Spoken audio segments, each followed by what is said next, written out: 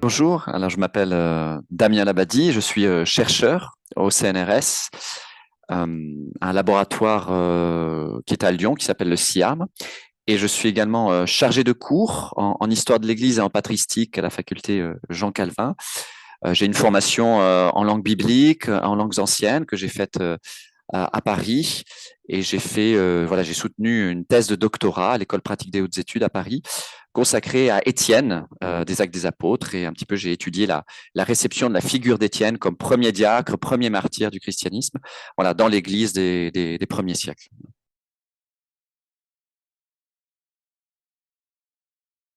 Oui, alors c'est un dictionnaire qui est paru très récemment, hein. Voilà, je présente la couverture qui est parue donc aux éditions Excelsis, un dictionnaire de Jésus et des Évangiles. Alors en réalité, il s'agit donc d'une version française, une traduction française donc d'un dictionnaire anglais, enfin publié aux États-Unis, donc Dictionary of Jesus and the Gospels, qui était paru en 2013. C'était la deuxième édition de ce dictionnaire en version anglaise. Et donc ici, c'est donc une version française.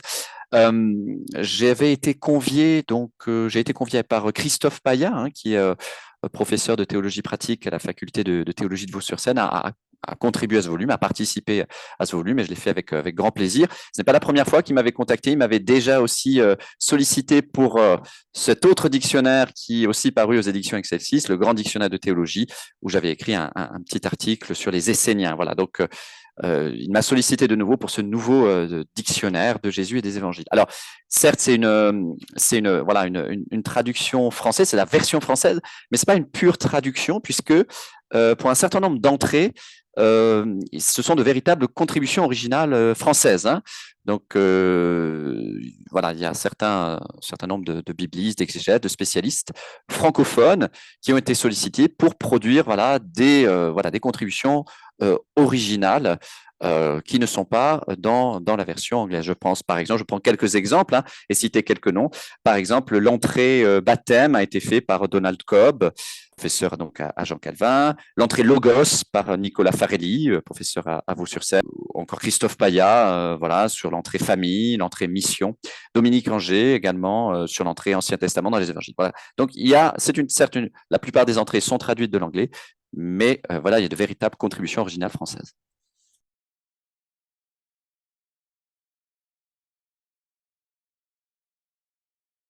Oui, oui, absolument. C'est nécessaire de connaître le contexte, hein, dans lequel Jésus a évolué, et aussi dans le contexte dans lequel les écrits du Nouveau Testament ont été produits.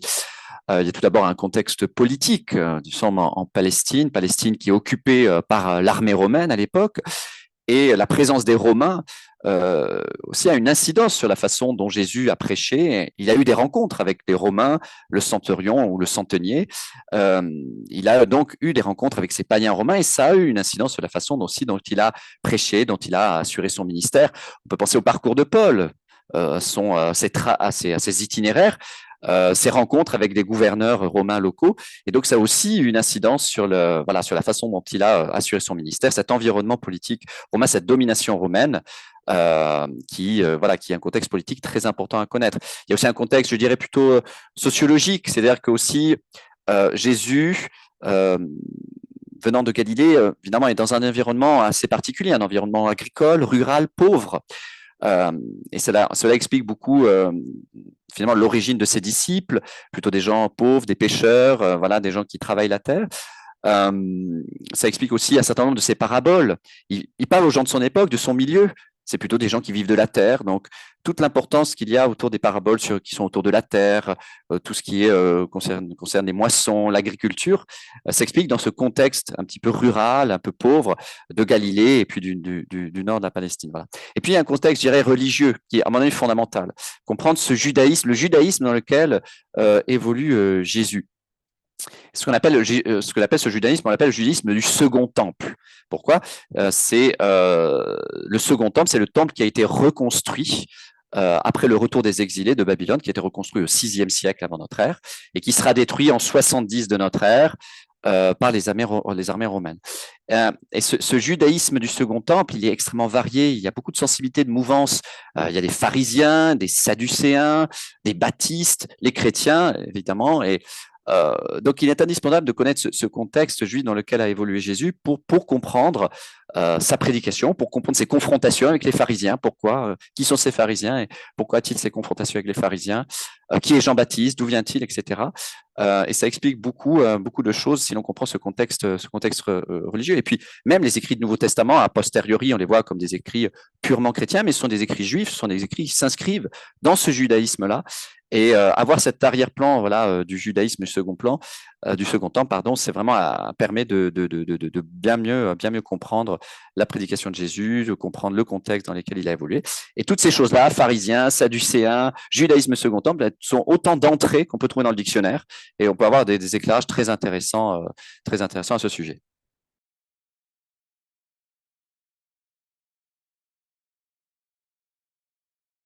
Oui, c'est une question très intéressante. Dans mon travail de recherche, je m'intéresse beaucoup aussi aux évangiles apocryphes, aux textes apocryphes. Alors, ça recouvre beaucoup de textes. C'est un ensemble de textes très variés, de milieux émanant de milieux très différents. Donc, c'est vraiment tout un univers. Mais disons, la définition que je donne d'un texte apocryphe, il y a plusieurs définitions, mais je pense, j'ai ma propre définition d'un texte apocryphe qui me semble assez fonctionnel, qui me semble marcher. Disons, un texte apocryphe, c'est un texte qui n'est pas inclus dans la Bible, mais dont l'auteur prétend être un auteur du Nouveau Testament ou une figure qui apparaît dans le Nouveau Testament.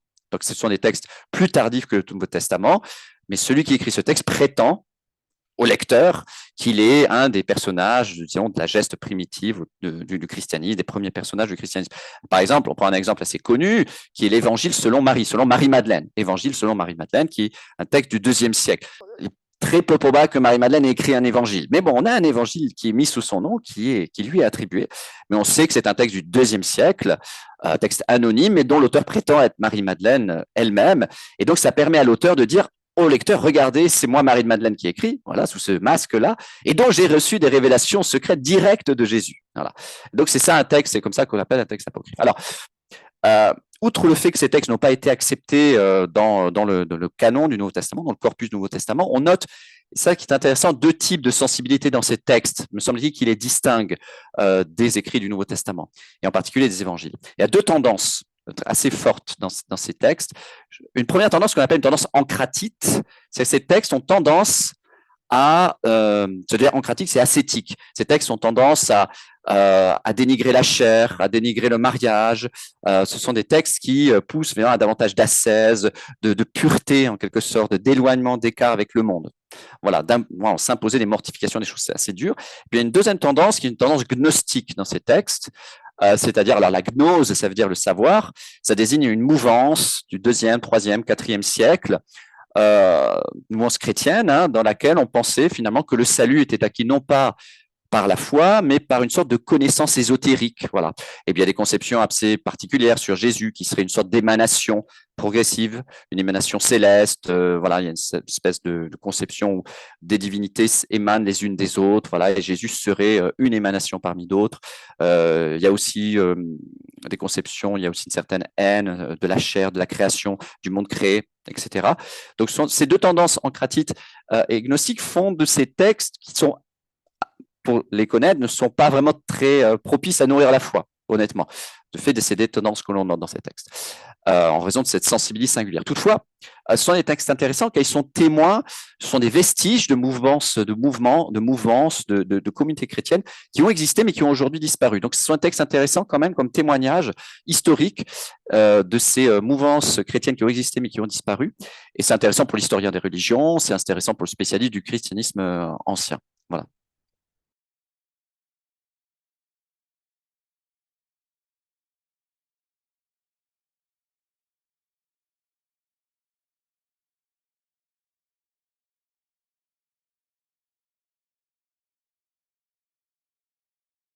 Oui, alors Jésus était un homme imprégné des Écritures juives, de la Bible hébraïque et aussi des méthodes d'interprétation juive de la Bible. Jésus on le voit, a fait usage de ces méthodes d'interprétation dans sa prédication. Il a une connaissance, il cite souvent, voilà, comme vous l'avez dit, l'Ancien Testament. Donc, il est imprégné de ça et de la façon dont on peut les réinterpréter, dont on les interprète et dont il les prêche. Voilà. Alors, l'ensemble de ces méthodes, justement, de ces méthodes d'interprétation juive traditionnelle, a pour nom générique le Midrash. Midrash, donc ça vient d'un mot hébreu darash, qui veut dire chercher, enquêter ou interpréter, chercher, enquêter, interpréter. Et il y a plusieurs méthodes d'interprétation midrashique, plusieurs sous-techniques si vous voulez, mais le principe fondamental est celui-ci. Il y a un principe fondamental dans le midrash. C'est-à-dire qu'un verset ne s'éclaire que par le recours à un autre verset qui est généralement implicite, qui n'est pas cité explicitement. C'est un principe. Voilà, il y a plusieurs techniques, mais celle-ci, elle est quand même particulièrement fréquente. C'est quand Jésus dit quelque chose, il prononce une parole, mais cette parole s'éclaire parce qu'il a en tête un verset de l'Ancien Testament qu'il ne cite pas toujours explicitement, et ce qu'il dit ne peut se comprendre, s'éclairer que par ce verset sous-jacent, soit qu'il dit qu'il est implicite ou explicite, mais dont il attend que ses auditeurs le connaissent pour qu'ils comprennent ce qu'ils disent. Il y a un exemple, je trouve un exemple, Marc 4, versets 1 à 22. Marc 4, versets 1 à 22, où il y a la parabole du semeur, bon, et puis une image sur la lampe. Est-ce que la lampe arrive pour être mise sous le boisseau ou sous le lit? Non, n'est-ce pas, pour être mise sur son support. La parole du semeur, cette image de la lampe. Alors, les exégètes se sont dit, bon, c'est Marc qui a mis ça n'a pas de sens, ça n'a pas de cohérence, pourquoi les mettre l'un après l'autre? Les exégètes se sont dit, bon, c'est un travail rédactionnel de Marc, Marc a mis l'un après l'autre, et puis, bon, ça n'a pas vraiment de sens. En fait, si on comprend que Jésus a eu recours à des techniques midrashiques, ça a parfaitement son sens, c'est parfaitement cohérent. Et il semble-t-il, et ça ce sont des spécialistes, des gens qui ont bien cherché la question, il semble-t-il que Jésus, quand il cite cette parabole du semeur et l'image de la lampe, ait en tête un verset de Jérémie, un passage de Jérémie, qui est Jérémie 4, versets 3 et 4. Jérémie 4, versets 3 et 4, que je peux lire. Ainsi parle le Seigneur aux hommes de Juda et aux habitants de Jérusalem, défrichez votre champ, ne semez pas parmi les ronces. Soyez circoncis pour le Seigneur, ôtez le prépuce de votre cœur, hommes de Juda et habitants de Jérusalem, sinon ma fureur jaillira comme un feu, elle brûlera sans que personne puisse l'éteindre, à cause de vos agissements pervers. Et ici, en fait, Jérémie a fait un jeu de mots sur le terme défricher. Défricher en hébreu, c'est nir, N-I-R, nir. Mais qu'on peut lire, qu'on peut entendre, qu'on peut aussi comprendre comme ner, nir, ner. Il suffit de changer une lettre. Vous savez, en hébreu, on peut passer, il y a une même racine et on passe facilement d'un mot à l'autre, simplement en changeant une voyelle. Nir qui veut dire défricher et ner qui veut dire allumer, éclairer. Ce qui dans ce passage, c'est clair, c'est-à-dire défricher votre champ, nir, et la fureur de Dieu va jaillir, va s'éclairer, va s'illuminer, va s'embraser, ner, nir, ner. Eh bien, il semble-t-il que Jésus connaît ce passage de Jérémie, il joue aussi sur le double sens de nir, ner. Et il présente ainsi cette parabole du semeur suivie de l'image de la lampe. En quelque sorte, le champ doit être défriché, nir, pour recevoir la parole, et cette parole doit illuminer, ner, elle doit éclairer. Voilà, il y a ce double sens. Et donc, en conclusion, la séquence de ces deux passages, la parabole du semeur et l'image de la lampe, n'est pas du tout arbitraire, mais elle est parfaitement cohérente et s'explique par la technique midrashique qu'emploie Jésus. Une technique ici que les rabbins ont appelée ultérieurement le tarté mashma. Tarté mashma, c'est le double entendre, le double sens. Voilà. Donc voilà un exemple et sachant cela, on voit que certains passages qui nous paraissent à première vue incohérents sont cohérents d'un point de vue de l'exégèse juive.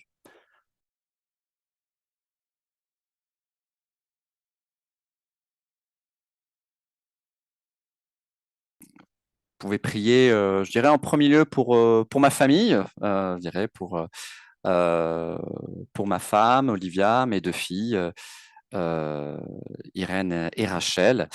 Voilà, et prier pour que voilà, le Seigneur Jésus nous garde dans son amour, dans son unité. Et, voilà, ça sera simplement ça. Je vous remercie beaucoup.